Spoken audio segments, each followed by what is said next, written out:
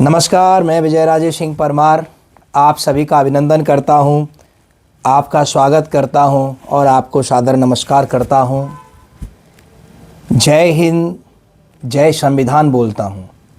आज संविधान दिवस 26 नवंबर, इस अवसर पर मैं आप सभी को बहुत बहुत शुभकामनाएं देता हूं और बहुत बहुत बधाई देता हूं। साथ ही 26 नवंबर 2012 को भारत की एक नई राजनीतिक पार्टी का गठन हुआ, आम आदमी पार्टी। तो मैं आम आदमी पार्टी के सभी कार्यकर्ताओं को बहुत बहुत बधाई और शुभकामनाएं प्रेषित करता हूं। दोस्तों, आज ही के दिन भारतीय संविधान बनकर तैयार हुआ 1949 में। 26 नवंबर 1949 को हमारे संविधान की ड्राफ्टिंग पूरी तरह से हुई और हमारा संविधान बनकर तैयार हुआ। उस दिन संविधान का कुछ हिस्सा देश में लागू हो गया था, लेकिन संपूर्ण संविधान को लागू 26 जनवरी 1950 को किया गया और हम उस दिन को गणतंत्र दिवस के रूप में मनाते हैं। लेकिन 26 नवंबर 1949 बेहद महत्वपूर्ण तिथि है, जिस दिन हमारा संविधान बनकर तैयार हो गया था। दोस्तों, संविधान की जो अपेक्षाएं हैं, संविधान की जो आकांक्षाएं हैं हम सभी से, हमारे देशवासियों से, वो कितनी पूरी हुई हैं और कितनी पूरी होना बाकी है, शेष है। दूसरी बात मैं यहाँ पर संक्षेप में ये करना चाहूँगा कि हमारे इस संविधान का सफ़र आज तक कैसा रहा। जब मैं आज आपसे 26 नवंबर 2025 को बात कर रहा हूं, इसका मतलब ये हुआ कि 26 नवंबर 1949 से लेकर 2025 के बीच का जो सफ़र है संविधान का, वो हमारे भारत में क्या रहा।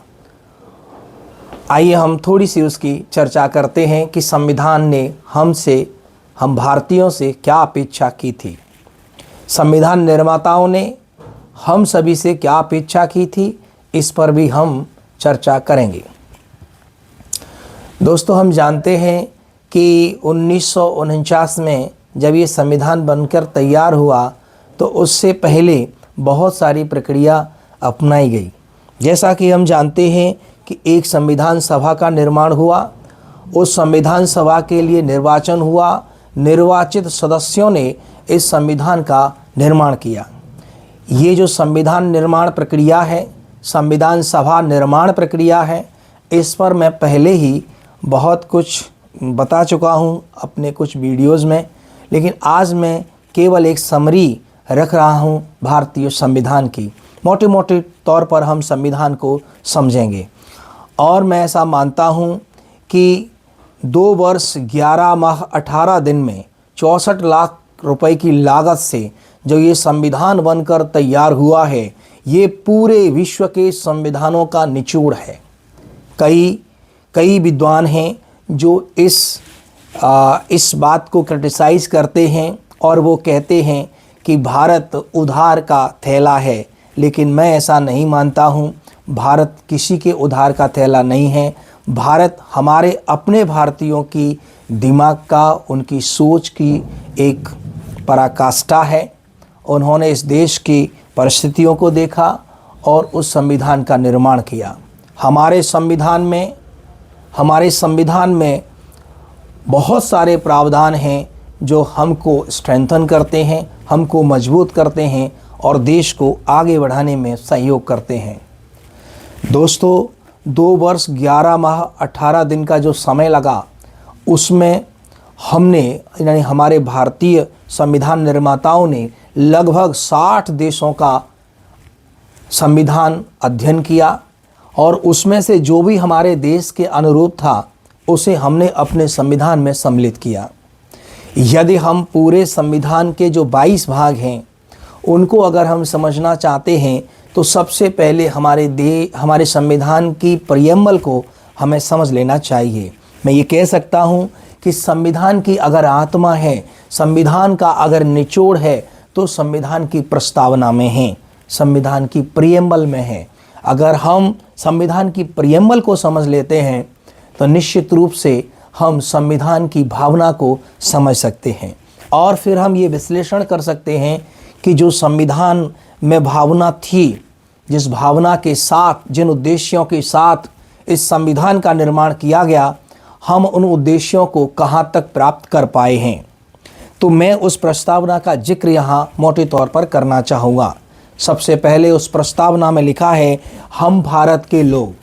हम भारत के लोग, ये जो शब्द है अपने आप में बहुत सी गरिमा लिए हुए है और हमको गौरवान्वित करने वाला शब्द है। हम भारत के लोग, वी आर इंडियंस।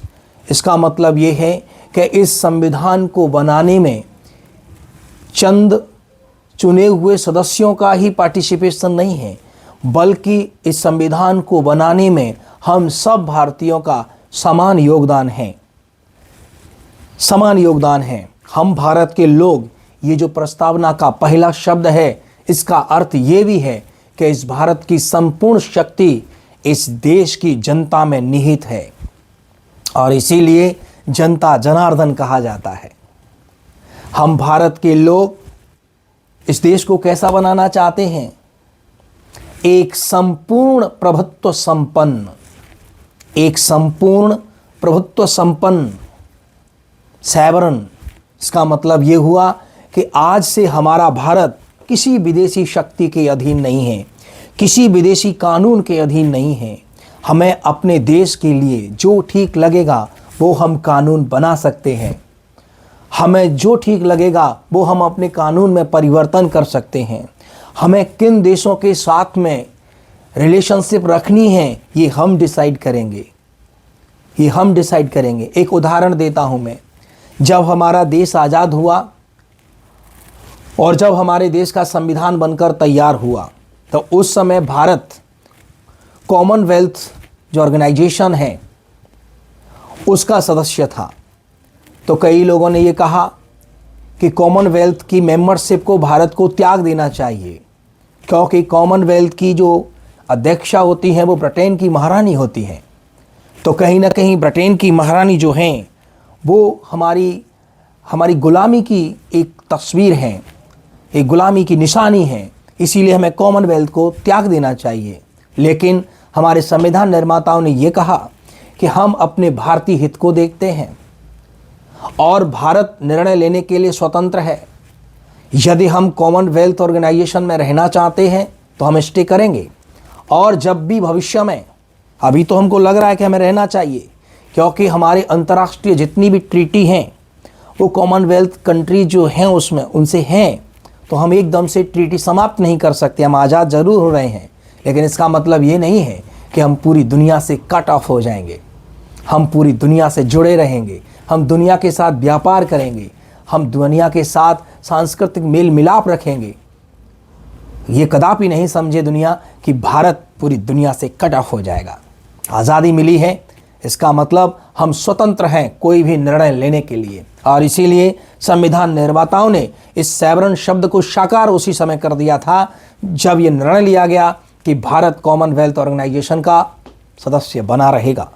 लेकिन उसमें साफ ये भी कहा गया कि जब भी आने वाली हमारी पीढ़ी है देश की, उनको अगर ऐसा लगता है कि हमें कॉमनवेल्थ का सदस्य नहीं रहना चाहिए तो वो अपने आप को डिटैच कर सकता है।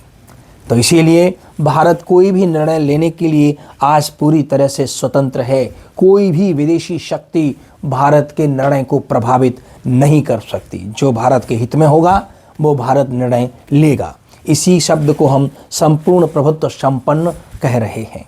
तो हम भारत को कैसा बनाना चाहते हैं? संपूर्ण प्रभुत्व संपन्न। दूसरा शब्द है समाजवादी। समाजवादी व्यवस्था, यानी इस दुनिया में अनेक प्रकार की व्यवस्थाएं हैं, खासकर पूंजीवादी व्यवस्था और समाजवादी व्यवस्था में तुलनात्मक रूप से अध्ययन किया जाता है। हमने पूंजीवादी व्यवस्था के स्थान पर समाजवादी व्यवस्था को अपनाया और हमारे संविधान निर्माताओं की अपेक्षा रही कि भारत समाजवाद के रास्ते पर चलेगा। समाजवाद और पूंजीवाद में जो मूल अंतर वो ये है कि समाजवाद में ये कहा गया है कि इस देश के जितने भी आर्थिक संसाधन हैं उन पर इस देश के प्रत्येक व्यक्ति का समान अधिकार है। अर्थात जो भी हमारे आर्थिक संसाधन होंगे वो इस देश के प्रत्येक व्यक्ति के बीच में समान रूप से वितरित किए जाएंगे। तो इसे हम समाजवाद कहते हैं। पूंजीवाद, जो कि हमारे कुछ पड़ोसी देशों के पास ये पूंजीवादी व्यवस्था है, जहां पर देश के अर्थ को, देश की धन संपदा को कुछ पूंजीपतियों के हाथ में दे दिया जाता है। लेकिन हमारे देश के संविधान निर्माताओं ने ये अपेक्षा की थी कि हम ऐसा नहीं करेंगे। हमारे देश में समाजवादी व्यवस्था होगी जिसमें देश की हर एक आर्थिक संसाधन पर, प्रत्येक आर्थिक संसाधन पर देश के प्रत्येक नागरिक का समान अधिकार होगा। ऐसी व्यवस्था हम बनाएंगे इस देश में, इस संविधान में व्यक्त किया गया। तो समाजवादी पंथ निरपेक्ष यानी ये देश सभी धर्मों का समान सम्मान करेगा। इस देश का सम्मान, इस देश का संविधान, इस देश का कानून देश के सभी धर्मों को समान संरक्षण देगा। यानी इस भारत देश का कोई एक पर्टिकुलर धर्म नहीं होगा, बल्कि जितने भी धर्म हम इस देश में, चाहे वो संख्या में कम हो चाहे वो संख्या में ज़्यादा हो, सभी धर्मों को समान संरक्षण दिया जाएगा। ये संविधान की हमारी भावना थी। और दोस्तों, हम कह सकते हैं कि इस भावना के अनुरूप हिंदुस्तान चल रहा है, चला है और चलता रहेगा, ऐसी हम अपेक्षा करते हैं।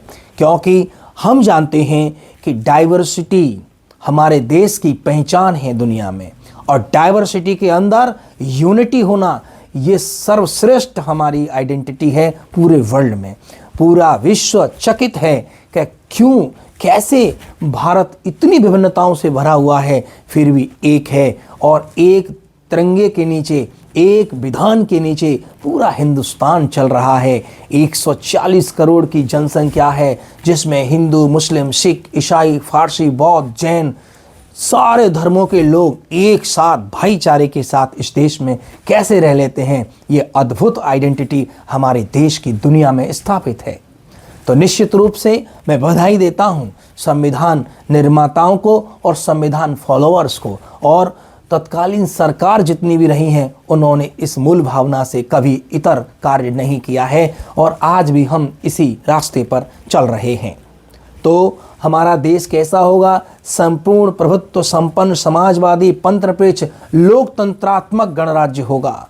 यानी इस देश का जो भी प्रमुख होगा, हेड होगा इस देश के शासन का, वो पैतृक नहीं होगा, बल्कि वो जनता के द्वारा चुना हुआ होगा, लोकतांत्रिक तरीके से। यानी लोग जो लोग हैं वो अपने वोट से, अपने मत से अपने प्रमुख को चुनेगी, और वो प्रमुख इस देश का प्रमुख बनेगा। यानी हमारे देश में हमने इंग्लैंड जैसी व्यवस्था के विपरीत ये व्यवस्था अपनाई है। इंग्लैंड राज प्रमुख जो होते हैं वो पैतृक होते हैं, वो वहाँ की एक फैमिली है, वहाँ की जो रॉयल फैमिली है उसी के मेंबर वहाँ के प्रमुख होते हैं। लेकिन हमारे देश में ऐसा नहीं है। ये परिपाटी हमने इंग्लैंड से हायर नहीं की, और हमने एक अलग रास्ता चुना, एक मजबूत लोकतंत्र का रास्ता हमने चुना। और ये कहा गया कि इस देश में भी गणतंत्र होगा, लोकतांत्रिक गणतंत्र होगा। यानी इस देश का जो प्रमुख होगा, जैसे हम राष्ट्रपति कह सकते हैं, प्रधानमंत्री कह सकते हैं, दोनों ही हमारे देश के प्रमुख हैं, लेकिन वो पैतृक नहीं हैं, बल्कि जनता के द्वारा चुने हुए नुमाइंदे हैं। तो हमारा देश कैसा होगा? लोकतांत्रिक गणराज्य होगा। साथ में ये कहा गया हमारी प्रियमल में कि इसके समस्त नागरिकों को, जितने भी इसके नागरिक हैं, समस्त नागरिकों को हम क्या करेंगे? सामाजिक, आर्थिक और राजनीतिक न्याय दिलाएंगे। सामाजिक, आर्थिक और राजनीतिक न्याय दिलाएंगे। सामाजिक न्याय का मतलब है, हमारे संविधान में आगे व्यवस्था की गई है कि हमारे देश के समाज में जो विभिन्न जो कि आपस में जो एक दूसरे के प्रति छुआछूत जैसी कुप्रथाएं हमारे देश के समाज में प्रचलित थीं, तो हम उसको दूर करेंगे। अनटचेबिलिटी जो है उस कुप्रथा को हम इस देश से मिटाएंगे। संविधान ये कहता है सामाजिक न्याय, यानी समाज में रहने वाले जितने भी नुमाइंदे हैं सबको समान अधिकार होगा। ये व्यवस्था हम करेंगे, उनको सामाजिक न्याय मिले, यानी समाज में रह के आपस में कोई भेदभाव न हो, ऊंच नीच का भाव न हो, एक रूपता हो, ऐसा न्याय हम करेंगे इस संविधान के माध्यम से। दूसरा, आर्थिक न्याय। जैसे मैंने कहा, समाजवादी जो व्यवस्था हमने अपनाई है उसका सीधा अर्थ आर्थिक न्याय से ही है, और संविधान में जोर देकर इस बात को कहा गया है कि भारतीय संविधान भारतीयों के साथ आर्थिक न्याय करेगा। आर्थिक न्याय का मतलब है कि इस देश में जितने भी हमारे आर्थिक संसाधन हैं उन संसाधनों पर इस देश के प्रत्येक नागरिक का समान अधिकार होगा और उनका वितरण भी समान रूप से सबके बीच में किया जाएगा। इसे ही हम आर्थिक न्याय कहते हैं। और इस देश के प्रत्येक नागरिक को आर्थिक क्षेत्र में समान अपॉर्चुनिटी दी जाएगी। तो ये एक सामाजिक आर्थिक न्याय हो गया। और राजनीतिक न्याय की बात की गई। राजनीतिक न्याय बहुत ज़रूरी था। जब तक समाज का हर तबका राजनीति में नहीं आएगा तब तक देश में सुधार नहीं हो पाएगा। और इसीलिए ये गारंटी दी गई संविधान के द्वारा कि हर समाज के व्यक्ति को राजनीतिक न्याय भी दिया जाएगा। ऐसा नहीं हो सकता कि प्रधानमंत्री का ही बच्चा आगे प्रधानमंत्री बनेगा, विधायक का बच्चा ही आगे विधायक बनेगा। ये भावना हमारे संविधान में बिल्कुल भी नहीं है। इस संविधान में कहा गया है कि इस देश का कोई भी नागरिक, जो भारत का नागरिक है, 18 वर्ष की आयु पूरी कर चुका है और भी अन्य जो एलिजिबिलिटी है वो अगर वो पूरी करता है, जो योग्यताएं हैं उसके अंदर हैं, तो कोई भी व्यक्ति इस देश के अंदर चुनाव लड़ सकता है, जीत सकता है, विधायक बन सकता है, एमपी बन सकता है, व्हाटएवर वो जो भी चाहता है वो बन सकता है। तो ये एक राजनीतिक न्याय है। कई राज्यों में राजनीतिक न्याय को लेकर अलग अलग व्यवस्थाएं भी की गई हैं। यानी हम एन करके हम एक राजनीतिक जस्टिस करना चाहते हैं, पॉलिटिकल जस्टिस करना चाहते हैं। उसके लिए कई राज्यों में जैसे महिलाओं के लिए 50% आरक्षण हमने दिया है पंचायतों में, जैसे मध्य प्रदेश में दिया है। तो ये इसका ही एक उदाहरण है, क्योंकि हमारे यहाँ भी लिंग भेद रहा है और कई दुनिया के कई देशों में लिंग भेद रहा है, यानी महिला और पुरुष के बीच में भेद रहा है। इस भेद को समाप्त करने की बात हमारे संविधान में कही गई है और निश्चित रूप से हिंदुस्तान इस पर आगे बढ़ रहा है। दूसरी, हमारे इसी प्रियम्बल में कहा गया है कि सबको अभिव्यक्ति का अधिकार होगा, यानी इस देश के प्रत्येक नागरिक को अपनी बात कहने का अधिकार है। इसके लिए उसे किसी की परमिशन की ज़रूरत नहीं है। और संविधान हम सबसे अपेक्षा करता है कि अगर कोई भी अपना विचार व्यक्त करता है, आप उसके विचार से सहमत हैं, असहमत हैं, ये आपका अधिकार है। लेकिन आपसे अपेक्षा ये की जाती है कि यदि आप सामने वाले के विचार अभिव्यक्ति से सहमत नहीं हैं तो कम से कम आप उसका आदर कीजिए और उसको अपने विचार व्यक्त करने दीजिए। आप विरोधी हो सकते हैं, विरोध करने का भी एक शालीन तरीका होता है और वो राजनीति में एक स्वच्छ परिपाटी हमारे देश में बनी हुई है और बनी रही है। हालांकि इसमें गिरावट आई है कि जो राजनीतिक भाषा का जो चयन है वो ज़रूर बिगड़ा है। आज सोशल मीडिया के माध्यम से इस भावना को ठेस पहुंचाई जा रही है। कई ऐसे लोग हैं जो अपनी भाषा पर नियंत्रण नहीं रखते और ऐसी भाषा का प्रयोग करते हैं जो एक सभ्य समाज की भाषा नहीं हो सकती। वो गाली गलौज करते हैं, असभ्य शब्दों का चयन करते हैं। अरे किसी ने कोई विचार रखा है तो हम उस विचार से सहमत नहीं हैं तो हम उसके खिलाफ बोलें, लेकिन संयमित भाषा के साथ अपनी बात कहने में क्या दिक्कत है, कह सकते हैं। हम किसी की बात का हमें बुरा लगा है, विरोध करना है, तो हम गाली गलौज करके ही क्यों, उसका हम विरोध कर सकते हैं एक शालीन भाषा का प्रयोग करके। एक भारत जैसे महान देश के लोकतांत्रिक देश में आप रहते हैं तो आपसे अपेक्षा की जाती है कि आप इस देश के सभ्य नागरिक हैं, पढ़े लिखे एजुकेटेड नागरिक हैं और एक सभ्य भाषा का आप परिचय देंगे, ये आपसे अपेक्षा की जाती है। तो कई बार ऐसे मतभेद होते हैं कई बार विचारों से हमारा मेल नहीं खाता है, कुछ अल्ट सल्ट बोल देते हैं, तो हमारा कर्तव्य बनता है, अगर आप उसको बहुत ज़्यादा अपोज करना चाहते तो आप कानून का सहारा ले सकते हैं, कानून में शिकायत कर सकते हैं, कानून में उसके खिलाफ FIR करवा सकते हैं। लेकिन आप अपनी ज़बान क्यों ख़राब कर रहे हैं? आप अपनी ज़बान से अगर किसी को गाली गलौज करते हैं तो आपका ही व्यवहार सामने आता है लोगों के कि आपका परिवार का बैकग्राउंड कैसा है। क्या कोई ज़्यादा गाली गलौज करता है तो समझ लीजिए कि उसके परिवार में क्या स्थिति रही होगी, है ना। तो वो समझ में आ जाता है कि वो व्यक्ति कैसा है, ख़ानदानी है या ऐसे ही नए। खैर, तो विचार अभिव्यक्ति, विश्वास की हम आज़ादी देते हैं इस देश में। संविधान कह रहा है विश्वास का मतलब क्या होता है? विश्वास का मतलब होता है कि मेरा मन है, मैं किस में विश्वास रखता हूँ। मैं गांधी में विश्वास रखता हूँ, मेरी अपनी स्वतंत्रता है। It is my fundamental right which has given by the Indian constitution. तो मैं विश्वास रविन्द्रनाथ टैगोर में रखता हूँ, मैं विश्वास सुभाष चंद्र बोस में रखता हूँ, मैं विश्वास आपके भगत सिंह में रखता हूँ। किसी में भी मेरा विश्वास हो सकता है, ये संविधान हमें आज़ादी देता है। तो विश्वास की राइट टू स्पीच है, विश्वास है, धर्म की स्वतंत्रता है, मैं किसी भी धर्म का अनुसरण करता हूँ, ये मेरी आज़ादी है। ज़बरदस्ती हम किसी को भी किसी भी धर्म के आचरण के लिए विवश नहीं कर सकते। इस संविधान में स्पष्ट रूप से लिखा है कि हम किसी को भी विवश नहीं कर सकते किसी धर्म के अनुपालन के लिए। अगर किसी को भाषा अंग्रेजी बोलनी है तो बोल सकता है, किसी को तमिल बोलनी है बोल सकता है, किसी को हिंदी बोलनी है बोल सकता है, संस्कृत बोलना है बोल सकता है।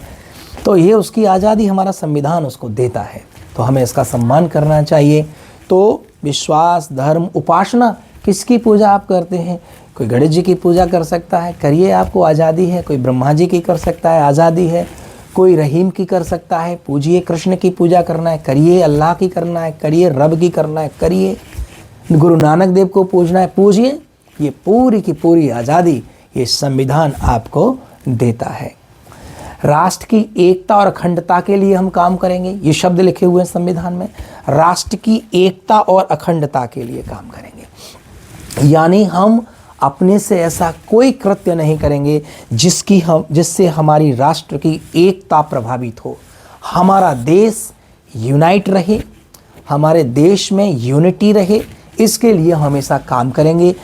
आप कर्म से, वचन से, मन से ऐसा कोई कृत्य नहीं करेंगे, कोई ऐसा स्टेटमेंट नहीं देंगे जिससे देश की अखंडता प्रभावित हो। इस बात का हमें विशेष रूप से ध्यान रखना चाहिए।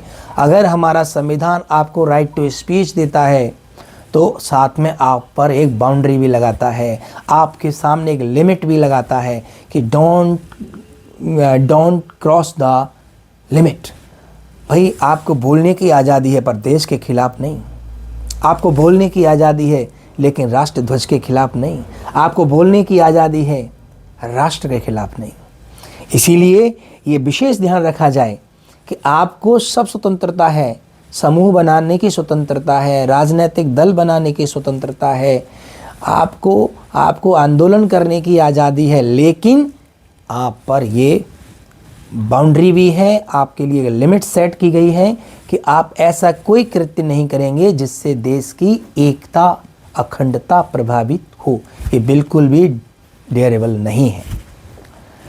तो ये हमारे संविधान में लिखा है। राष्ट्र की एकता और अखंडता को बनाए रखने के लिए हम सब, यानी उस संविधान में जितने भी लोग हैं, हमने जो चुनकर भेजे थे उस संविधान सभा में, वो सब कह रहे हैं कि हम सब दृढ़ संकल्पित होकर आज दिनांक 26 नवंबर 1949 मिति मार्ग शुक्ल सप्तमी संवत 2006 को एतद द्वारा इसे हम क्या करते हैं? अंगीकृत करते हैं। यानी संविधान को कैसे स्वीकार करते हैं? जैसे एक व्यक्ति अंग को धारण करे रहता है। अगर आपसे कहे कि आपका ये हाथ काट दिया जाए तो आप कहेंगे ना भैया, ये मेरा ऑर्गन है, ये मेरा अंग है, इसे मैं अपने शरीर से अलग नहीं कर सकता। ऐसे ही हम इस संविधान को अपने से अलग नहीं होने देंगे। आत्मार्पित करते हैं, हम इसको आत्मार्पित करते हैं, अपनी आत्मा में समा लेते हैं, रग रग में समा लेते हैं और हम इसको क्या बना देते हैं? संविधान विधान बना देते हैं, यानी हम इसको विधेयक बना देते हैं, कानून बना देते हैं, तो आत्मसात कर देते हैं, अंगीकृत करते हैं, अधिनियमित करते हैं। तो ये हमारे संविधान की प्रियम्बल है, जिसे मैंने मोटे तौर पर आपको बताने का प्रयास किया।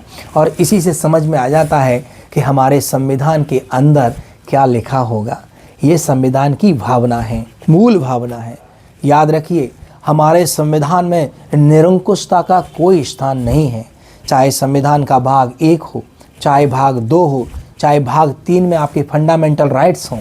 फंडामेंटल राइट्स को लेकर सबसे ज़्यादा इतिहास में विवाद रहा है। फंडामेंटल राइट्स को लेकर सबसे ज़्यादा भारत में झगड़े हुए हैं, और होना भी लाजमी है, क्योंकि मनुष्य की ये प्राकृतिक प्रवृत्ति होती है कि मनुष्य अपने अधिकारों के लिए हमेशा लड़ता आया है और आज भी लड़ता है। तो फंडामेंटल राइट्स आपको दिए गए हैं, फंडामेंटल राइट्स को आपको सुरक्षित किया गया है, आपके फंडामेंटल राइट्स को संरक्षित किया गया है संविधान के द्वारा। और इसीलिए फंडामेंटल राइट्स में लिखा गया है कि यदि कोई सरकार भारत पर शासन करती है और ऐसा कोई कानून संसद बनाती है जो भारतीय संविधान के मूल ढांचे को प्रभावित करती है, तो ऐसे कानून को शून्य घोषित कर दिया जाएगा। यानी यहाँ पर जुडिशियल रिव्यू जैसी व्यवस्था दी गई है। तो यहाँ संसद भी निरंकुश नहीं है। यद्यपि संविधान के आर्टिकल 368 में ये कहा गया है कि भारतीय संसद संविधान के किसी भी भाग में, किसी भी आर्टिकल में संशोधन कर सकती है। ये इसलिए हम कहते हैं कि हमारा संविधान लचीला भी है, बनाया है जानबूझ के, क्योंकि परिस्थितियां बदलती हैं, लोगों की ज़रूरतें बदलती हैं। जो परिस्थिति 1947 से 1950 के बीच में रही, वो 1960 के दशक में नहीं रही थी, वो 1970 के दशक में नहीं रही थी, और जो 1970 के दशक की परिस्थितियां थी वो आज हमारे 2025 में नहीं है। तो कहीं ना कहीं परिस्थितियां बदलती हैं, रिक्वायरमेंट बदलती हैं, तो हमें भी बदलना चाहिए, हमें समय के साथ बदलना चाहिए, हमें दुनिया के साथ ताल में ताल मिला के चलना चाहिए। ये हमारे संविधान में इस बात का विशेष ध्यान रखा गया, और इसीलिए संविधान में आर्टिकल 368 डाला गया कि इसमें संशोधन किया जा सकता है। लेकिन साथ में ये भी लिखा गया कि संशोधन की भी एक लिमिट है। संशोधन सरकारें कर सकती हैं, लेकिन संविधान के मूल रूप को नहीं बदला जा सकता, संविधान के मूल ढांचे को नहीं बदला जा सकता। यदि मूल ढांचा प्रभावित हुआ तो वो जो कानून है, वो जो संशोधन है, वो शून्य घोषित कर दिया जाएगा। दूसरा, हमारे जब फंडामेंटल राइट्स दिए गए हैं तो साथ में भाग 4 में एक हिस्सा हमने जोड़ा, और वो हिस्सा क्या है? वो हिस्सा है मूल कर्तव्य का, फंडामेंटल ड्यूटीज़। यानी आपके मौलिक अधिकार तो हैं ही, लेकिन साथ में फंडामेंटल ड्यूटी भी जोड़ी गई हैं। तो संविधान में जहां आपको आपकी फंडामेंटल राइट्स दिए गए हैं, वहीं उसी संविधान में आपकी ड्यूटीज़ भी बताई गई हैं। आपकी इस देश के प्रति क्या ड्यूटी है, क्या कर्तव्य हैं, वो भी डिफाइन किए गए हैं। क्या क्या ड्यूटी हैं आप जानते हैं, मैं उसकी डिटेल में नहीं जाना चाहता, लेकिन 11 ऐसे आपके मूल कर्तव्य बताए गए हैं जो इस देश के हर एक नागरिक को निभाने चाहिए। जो नागरिक इस देश के मौलिक अधिकारों को अपना हक मान के और लड़ाई लड़ सकते हैं, कोर्ट जा सकते हैं, हक मांग सकते हैं, छाती तान कर मांग सकते हैं, सीना तान कर मांग सकते हैं, तो उन्हीं नागरिकों के लिए कर्तव्य भी बनाए गए हैं, ड्यूटी भी बनाई गई हैं। तो हमें वो ड्यूटी भी पढ़नी चाहिए। और हमारी जो ड्यूटी है, जैसे मैं कुछ उदाहरण देता हूँ, हमें अपने देश के जितने भी शहीद हैं उनको याद करना चाहिए, उनकी मूल भावना को अपने अंतःकरण में धारित करना चाहिए, और उनके सैक्रिफाइसेस को हमेशा सम्मान के साथ देखना चाहिए। ये हमारा मूल कर्तव्य है। हमारे देश में जितने भी स्मारक हैं उनका हमें ध्यान रखना चाहिए, उनकी सुरक्षा रखना चाहिए, ये हमारा मूल कर्तव्य है। हमें अपनी सोच को वैज्ञानिक बनाना चाहिए, ये हमारा मूल कर्तव्य है। हमें अपने बच्चों को स्कूल भेजना चाहिए शिक्षा के लिए, ये हमारा मूल कर्तव्य है। तो सरकारों को बच्चों को शिक्षा देना चाहिए, ये सरकार का तो ये खैर ड्यूटी है। इस प्रकार से मैं कह सकता हूँ कि ये हमारे फंडामेंटल ड्यूटीज़ हैं। इसके अलावा हमारे संविधान में न्यायपालिका के बारे में दिया है, स्वतंत्र न्यायपालिका की घोषणा की गई है। वहीं हमारे संविधान में निर्वाचन आयोग की व्यवस्था की गई है। हमारा देश फेडरल है, ये बहुत इम्पॉर्टेंट है। आज मैं इस पर थोड़ी सी चर्चा करना चाहता हूँ कि हमारे देश में फेडरल स्ट्रक्चर को एक्सेप्ट किया गया है। फेडरल स्ट्रक्चर हमारे देश का थोड़ा सा अलग है, यानी हमारे देश, हमारा संविधान ये कहता है कि सत्ता का विकेंद्रीकरण जितना हो सकता है उतना होना चाहिए। यानी हमारा संविधान केंद्रीकरण से बचकर विकेंद्रीकरण की बात करता है, क्योंकि आज़ादी से पहले हम केंद्रीकरण की प्रक्रिया से जूझे थे। केंद्रीकरण की भयावह स्थिति जो देश में निर्मित हुई थी आज़ादी से पहले, उस सबको हमने फेस किया था। और इसीलिए गांधी जी का जो विचार था स्वराज का, तो स्वराज कैसे आएगा? स्वराज का मतलब ये था, गांधी जी का जो स्वराज था, गांधी जी का ये मानना था कि जब तक गांव तक शासन की बागडोर नहीं पहुंचेगी तब तक इस देश का विकास नहीं होगा, तब तक सच्चा लोकतंत्र नहीं आएगा।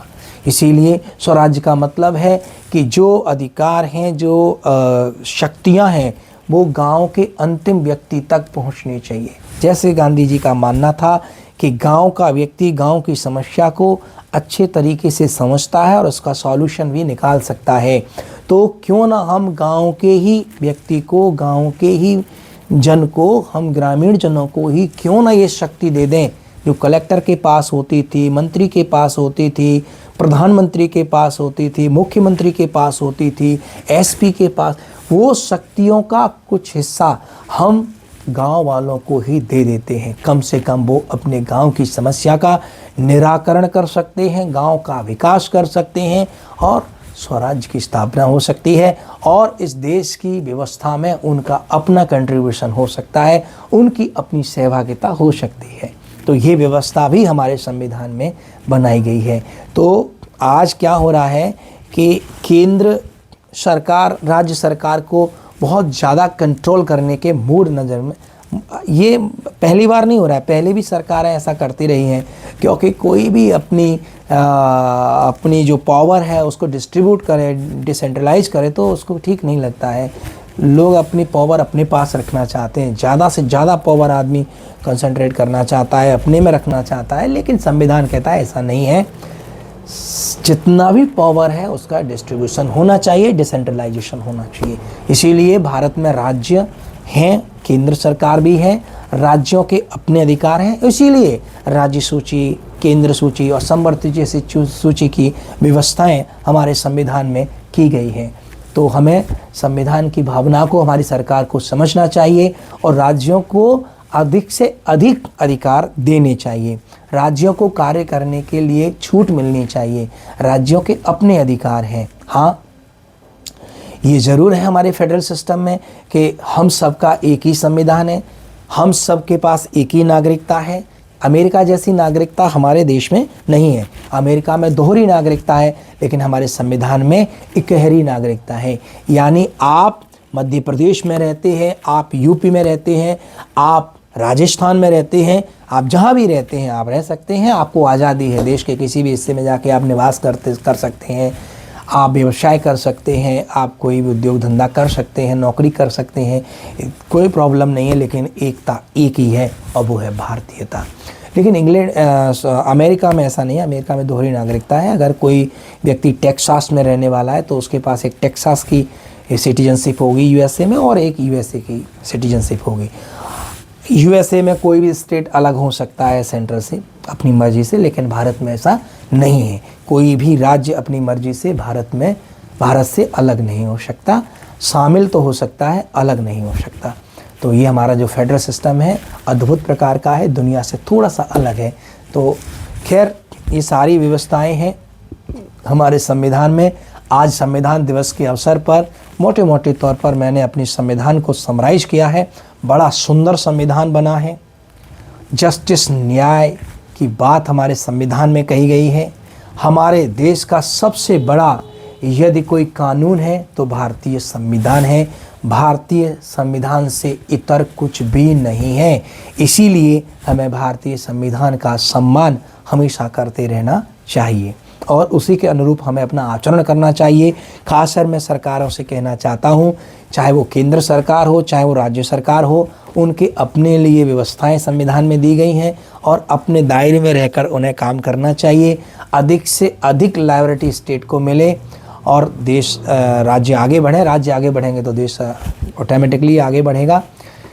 अब दोस्तों, आपको आज संविधान दिवस पर ये विश्लेषण करना है कि जो व्यवस्थाएं हमारे संविधान में दी गई हैं, क्या हमारा देश उन व्यवस्थाओं के अनुरूप चलाया जा रहा है जिस संविधान में अपेक्षा की गई थी? क्या हमारे संविधान की जितनी भी संस्थाएं हैं वो काम कर पा रही हैं? सरकार से जो अपेक्षा संविधान निर्माताओं ने संविधान के माध्यम से की है, क्या वो सरकारें अपना काम कर पा रही हैं? ये विश्लेषण मैं आप पर छोड़ता हूँ। आप विश्लेषण कीजिए कि क्या समाजवादी व्यवस्था इस देश में लागू हो गई है? क्या हर नागरिक को शिक्षा मिल चुकी है? क्या हर व्यक्ति एजुकेटेड हो चुका है? क्या हर व्यक्ति संपन्न हो चुका है? क्या गरीबी दूर हो चुकी है? ये सब विश्लेषण का विषय है।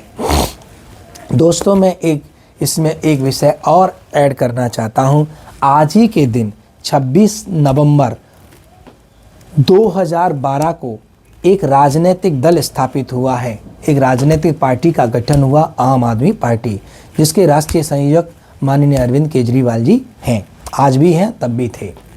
आम आदमी पार्टी की स्थापना 26 नवंबर को ही क्यों की गई? ये दिन क्यों चुना गया? जैसा कि हम जानते हैं, आम आदमी पार्टी आंदोलन से निकली हुई पार्टी है। ये जितने भी आम आदमी पार्टी के फाउंडर हैं वो सब एक आंदोलनकारी थे, एक संवैधानिक तरीके से आंदोलन करने वाले लोग थे, गांधीवादी लोग थे। उन सब ने मिलकर कुछ चैलेंजेस उनके सामने हुए, उन्होंने एक राजनीतिक दल की स्थापना की। लेकिन उन्होंने 26 नवंबर को ही क्यों चुना? क्योंकि इस राजनीतिक दल का भाव ये था कि हम संविधान के अनुरूप इस पार्टी को चलाएंगे, इस पार्टी के माध्यम से देश को चलाने का प्रयास करेंगे। यानी और मुझे लगता है कि इस पार्टी ने थोड़ा जस्टिस भी किया है। पार्टी ने दिल्ली में जिस प्रकार से शिक्षा पर काम किया, मुझे लगता है कि हर राज्य को पूरे देश में ये मॉडल जाना चाहिए कि हमें सबसे बड़ा और सबसे पहला काम शिक्षा पर ही करना चाहिए। आज सरकारों को ये सोचना चाहिए, समझना चाहिए कि हमें अपने बजट का ज़्यादा से ज़्यादा हिस्सा शिक्षा पर खर्च करना है, लेकिन उल्टा हो रहा है, शिक्षा पर सबसे कम खर्च किया जा रहा है। तो मुझे लगता है कि ये अनफेयर है। अगर हमारा देश एजुकेटेड होगा, अगर हमारे नागरिक एजुकेटेड होंगे, तो निश्चित रूप से देश की समृद्धि में उनका योगदान बेहतर होगा और ज़्यादा होगा। इसीलिए हमें नागरिकों को पढ़ाने पर विशेष ध्यान सरकारों को देना चाहिए। दिल्ली में दिया गया। मैं इसके लिए आम आदमी पार्टी को बधाई देता हूं कि उन्होंने शिक्षा के मॉडल को पूरे देश में दिया और विश्व में दिल्ली का मॉडल, आम आदमी पार्टी की सरकार का जो शिक्षा का मॉडल था, पूरी दुनिया में चर्चा का विषय बना और सरकारी स्कूलों को प्राइवेट स्कूलों से बेहतर बनाया गया और वो बेहतरीन जो व्यवस्था थी वो उनके रिजल्ट में घोषित हुई है। यानी मैंने देखा है कि दिल्ली के सरकारी स्कूलों का जो रिजल्ट है वो प्राइवेट स्कूलों से बेहतर आया है। और क्या चाहिए? उस सरकारी स्कूल में एडमिशन के लिए लाइन लग रही है, लेकिन आज हम अन्य राज्यों में देखें तो परिस्थितियाँ अनुकूल नहीं हैं, स्कूलों की स्थितियाँ ठीक नहीं हैं। मैंने कुछ दिन पहले अपने क्षेत्र में मुरैना में मैंने कुछ स्कूलों के वीडियो बनाए थे और फेसबुक पर अपलोड किए थे। तो उन स्कूलों में मैंने देखी व्यवस्थाएं बहुत हैं, टीचर हैं, लेकिन वहाँ बैठने की बच्चों की व्यवस्था नहीं है, बच्चे स्कूल छोड़ रहे हैं और सबसे बड़ी बात है कि सरकारें सरकारी स्कूलों को बंद कर रही हैं। मेरा अनुरोध है कि सरकारी संस्थान बंद न किए जाएं, उन्हें बेहतर बनाने के प्रयास किए जाएं, क्योंकि अगर प्राइवेट स्कूल काम कर सकता है, प्राइवेट स्कूल में काम करने वाले कर्मचारी काम कर सकते हैं, तो सरकारी स्कूल में काम करने वाले कर्मचारी भी काम कर सकते हैं। ये विश्वास हर व्यक्ति के अंदर होना चाहिए, ये कॉन्फिडेंस सरकार के बीच में होना चाहिए और दिल्ली में ये करके दिखाया है। तो निश्चित रूप से शिक्षा का जो मॉडल है वो पूरे देश में जाना चाहिए। हर व्यक्ति शिक्षित हो बच्ची बच्चा जो भी हैं वो शिक्षित होने चाहिए।